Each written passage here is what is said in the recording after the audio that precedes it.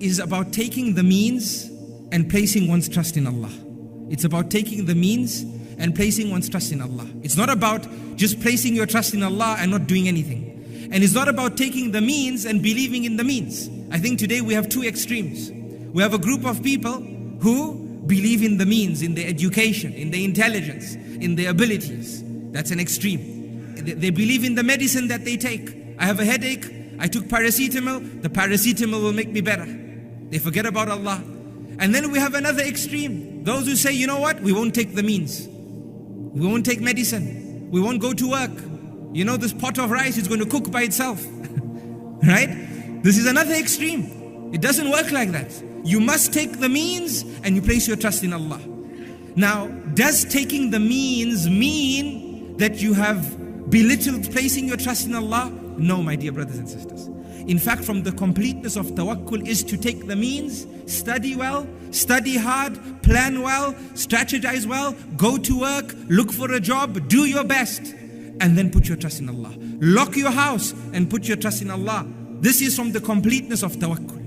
Because Rasulullah sallallahu alaihi wasallam told his companion, tie your camel and put your trust in Allah. Understand this, that you can do what you need to do, but it is only with Allah subhanahu wa ta'ala's permission that the things that you do will work or not work. You might take the means, but it might not work.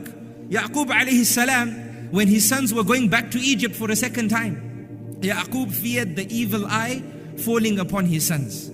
So he told them, when you go back to Egypt, make sure nobody sees you as a big group again. Enter Egypt through different gates. He's telling them to strategize, to take the means. But what did he say after that? But I want you to know that I cannot assist you against the decree of Allah subhanahu wa ta'ala in any way. I can advise you, you can take the means, but if Allah wills, you may still be afflicted. You can lock your house, but if Allah wills, it might get broken into. May Allah protect. Does that make sense? So put your trust in Allah, but take the means. When you take medication, take it and say, Ya Allah, I ask you to make this medication a means of my cure. Put your trust in Allah.